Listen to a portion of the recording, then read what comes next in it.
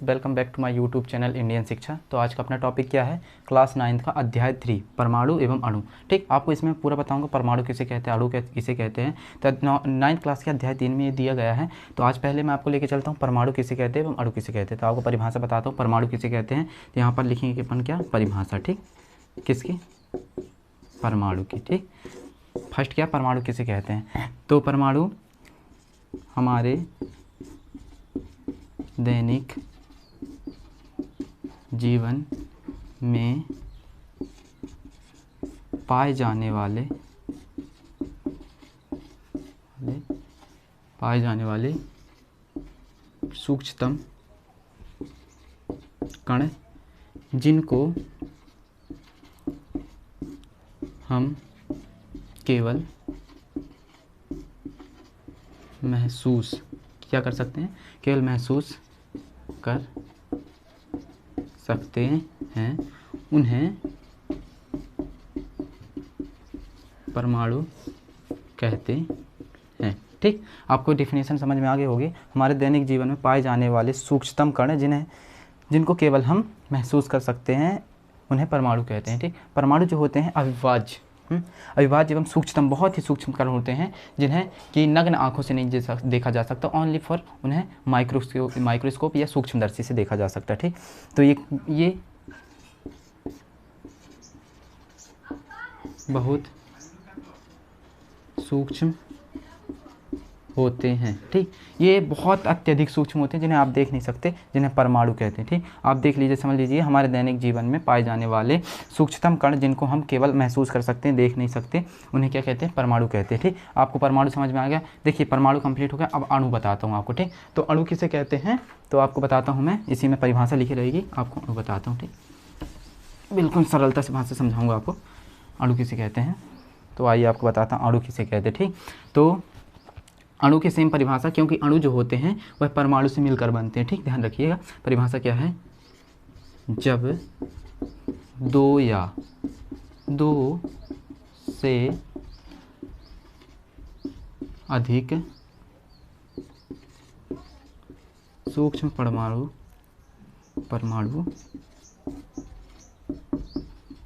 आपस में संयोग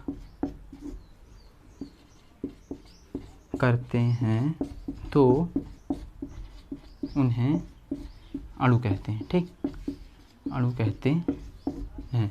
ठीक, आपके समझ में आ गया होगा कि परमाणु से मिलकर ही अणु बनता है। ठीक, जैसे जब अंतर पूछा जाता है, जैसे मिश्रण यौगिक में अंतर पूछता है, सेम से परमाणु अणु में अंतर बताइए। तो ठीक, तो पहले आपको मैं डिफिनेशन में क्या बताया था परमाणु के बारे में। परमाणु जो होते हैं हमारे दैनिक जीवन पाए जाने वाले सबसे सूक्ष्मतम गुण होते हैं जिन्हें हम नग्न आंखों से नहीं देख सकते, ना ही उन्हें पकड़ सकते हैं, केवल उन्हें महसूस करते हैं, उन्हें परमाणु कहते हैं। ठीक, अब आते हैं अणु की ओर। तो अणु किसे कहते हैं, जब दो या दो से अधिक सूक्ष्म परमाणु आपस में संयोग करते हैं। ठीक, अभी जैसे सूक्ष्म परमाणु का एग्जाम्पल दे दें, ये थोड़ा सा छोटा सा, ठीक, बिल्कुल नग्न है, ठीक, ये भी नग्न है, वो आपको आगे अभिक्रिया में बताऊंगा। तो जब ये दोनों संयोग करेंगे तो दोनों जन मिल के एक बड़ा आकार ले लेंगे थोड़ा। ठीक, जब ये बड़ा आकार ले लेंगे तो दो परमाणु आपस में संयोग करके अणु का निर्माण करते हैं। ठीक, तो आपको एग्जाम्पल समझ में आ गया होगा। अब आपको मैं लेके चलता हूँ उसकी ओर। वो जो 9th क्लास में तीसरे अध्याय में दिया है क्या, द्रव्यमान संरक्षण का नियम, जिन्हें जॉन डाल्टन ने एक सिद्धांत प्रतिपादन किया था जिसे कहते हैं द्रव्यमान संरक्षण का नियम। ठीक, तो आपको मैं बताने चलता हूँ द्रव्यमान संरक्षण का नियम किसे कहते हैं। बने रहिएगा चैनल में, ये आपको इतना तो समझ में आ गया होगा। ठीक, अब आपको मैं लेके चलता हूँ द्रव्यमान संरक्षण के नियम। ठीक, यहाँ पर लिख लेते हैं द्रव्यमान संरक्षण का नियम। ठीक, द्रव्यमान संरक्षण का नियम, इसे किसने प्रतिपादन किया था,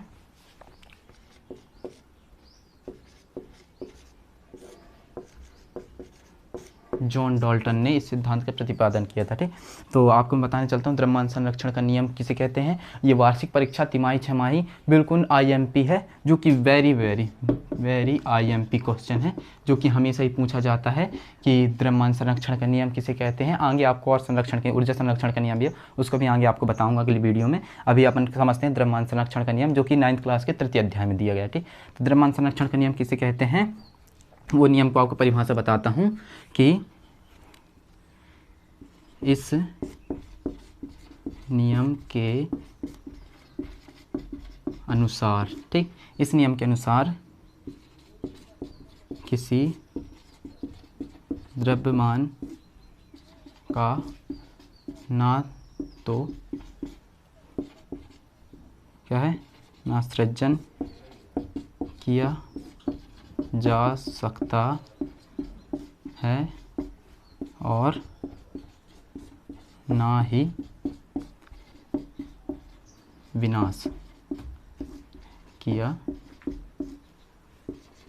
जा सकता है, ठीक। आपको द्रव्यमान संरक्षण के नियम के अनुसार, जिन्हें जॉन डाल्टन ने सिद्धांत किया, प्रतिपादन किया था कि इस नियम के अनुसार किसी द्रव्यमान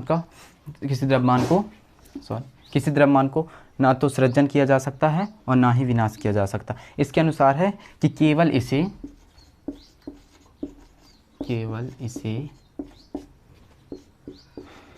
एक स्थान से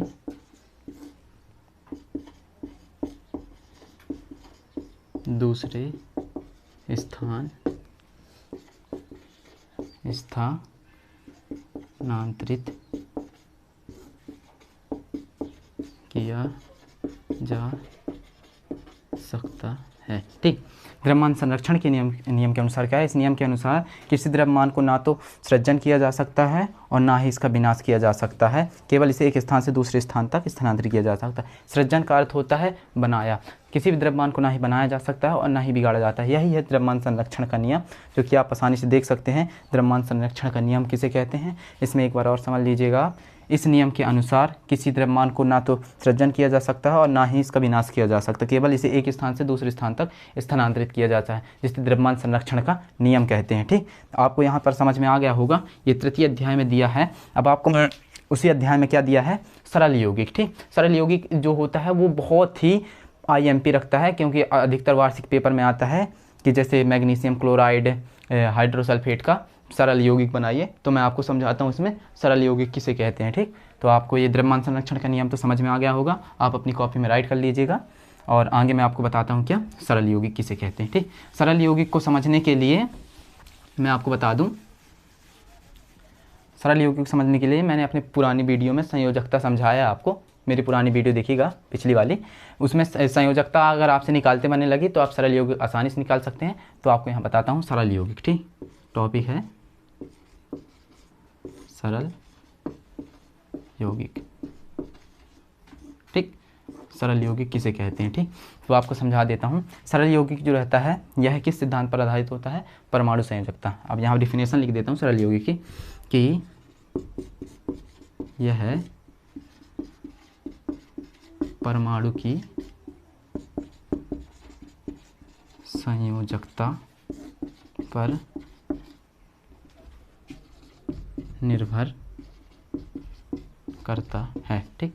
ये जो होता है सरल यौगिक, ये केवल परमाणु की संयोजकता पर निर्भर करता है। अगर आपको परमाणु की संयोजकता याद है तो आपको सब याद है, आप इसको आसानी से निकाल सकते हैं। आपको मैं एग्जांपल भी दे के बताऊंगा। तो आपको मैं एग्जांपल बताता हूँ, जैसे आइए आपको एग्जांपल बताता हूँ, ठीक।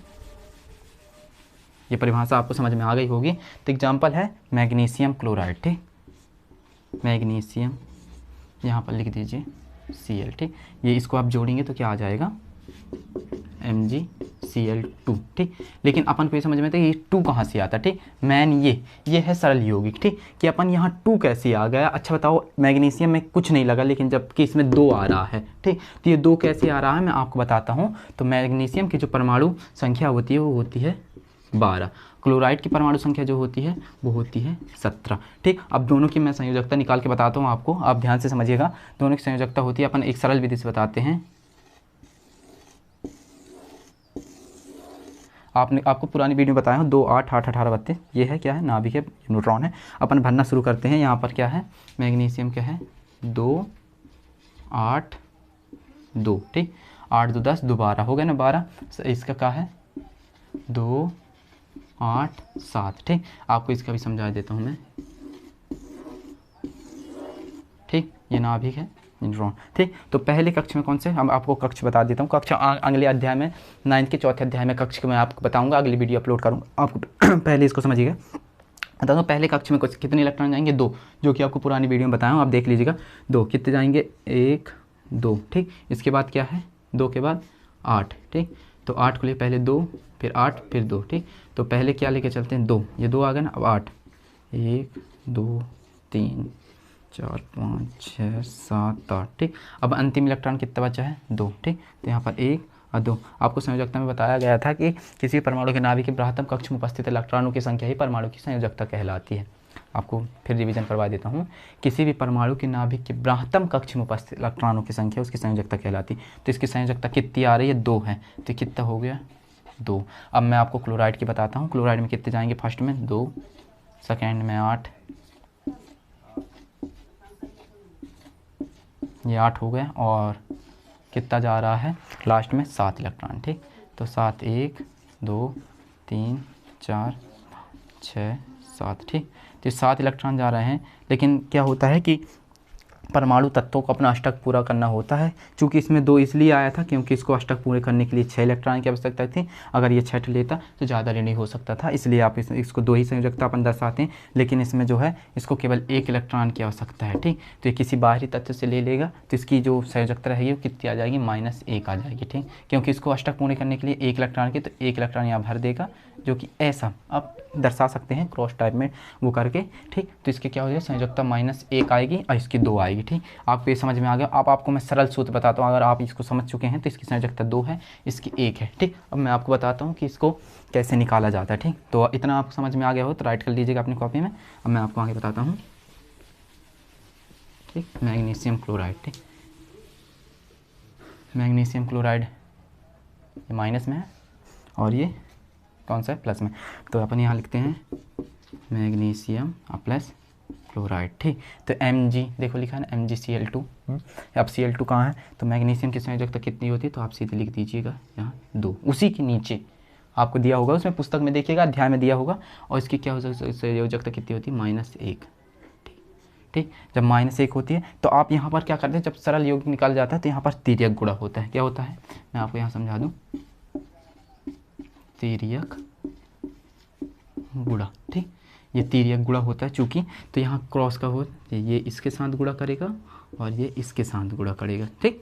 जब ये गुणा करेंगे तो क्या हो जाएगा, अच्छा बताओ, मैग्नीशियम के साथ जब 1 का गुणा करेगा तो किसी वस्तु में जब 1 का गुणा करते हैं, जैसे 1 का गुणा 1 में करेंगे तो 1 ही आता है, 2 का गुणा अगर 1 में करेंगे तो 2 एकम 2 आता है, 3 का करेंगे तो 3 एकम 3 आता है। वैसे मैग्नीशियम में 1 का गुणा करेंगे तो कितना आएगा, 1 आएगा। लेकिन जब इसका गुणा करेंगे तो कितना आएगा, 2 आएगा। लेकिन 2 को अपन अब ऐसा तो नहीं लिख सकते कि यहाँ पास लिखा हो मैग्नीशियम Cl, ऐसा तो लिख नहीं सकते अपन। यहाँ नीचे एक तरह की जैसे ऊपर घात लगी रहती है वैसे नीचे अपन लगा सकते हैं संख्या। उसी प्रकार आपको बताता हूँ। तो देखिए, इसका गुणा इसके साथ होगा, इसका गुणा इसके साथ होगा, ठीक। तो यहाँ पर क्या आ जाएगा, मैग्नीशियम, माइनस को नहीं लिखते, कभी भी कोई घात होती है उसको 1 नहीं लगाया जा सकता, क्योंकि जैसे मैथ में दिया रहता है x की घात कोई पावर नहीं होती, तो x की घात 1 मानी जाती है। उसी प्रकार इसमें कोई पावर नहीं है तो इसका 1 ही माना जाएगा, 1 के साथ गुणा हो रहा है। जबकि क्लोराइड का इसके साथ गुणा हो रहा है तो कितना, Cl2। अब 2 इसलिए आया, मैं आपको कई बार बता रहा हूँ वीडियो में, 2 इसलिए आ रहा है क्योंकि मैग्नीशियम की जो संयोजकता है वह है 2 और क्लोराइड की संयोजकता जो है वह है 1। तो क्या बन गया, मैग्नीशियम क्लोराइड, ठीक। अब मैं आपको एक